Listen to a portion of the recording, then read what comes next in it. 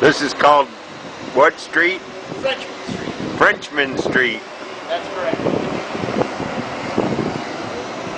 It's named after a handful of Frenchmen who tried to rebel against Spanish rule back in 1768. They were executed right at the foot of the street. So it's named Frenchman Street to their honor.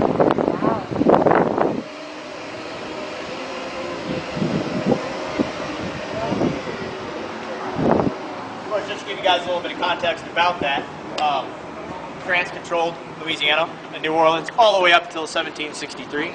They turned it over to Spain. They were tired of losing money on having this gigantic colony over here. So Spain takes over, and they control it up until 1800. But in 1788 and again in 1794, the city burned nearly to the ground twice. The Spanish, of course, the second time decided, all right, we're not going to build anything out of wood anymore. You know, something's going to go up with the spark of a match.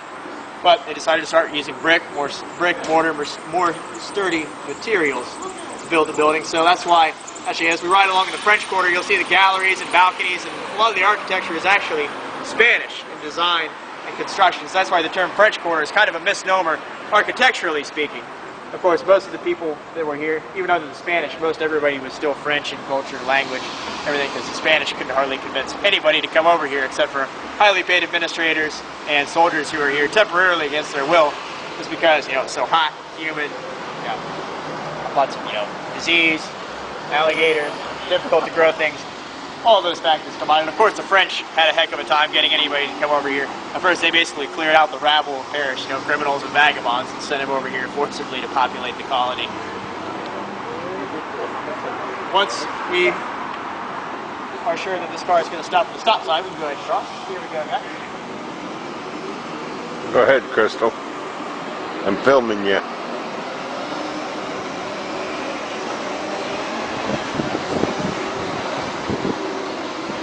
On is a great venue, guys. These are food up until a certain hour, then it becomes a full-on bar and concert venue. Stages up front. We also have a lounge toward the back. The food and aisle is another cool place. Downstairs is the bar and concert venue. Upstairs is a separate bar and a gallery lounge. It's great for people watching.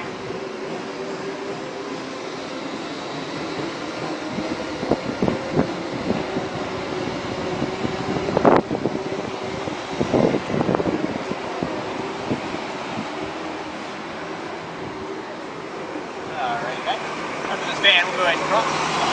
And here we go.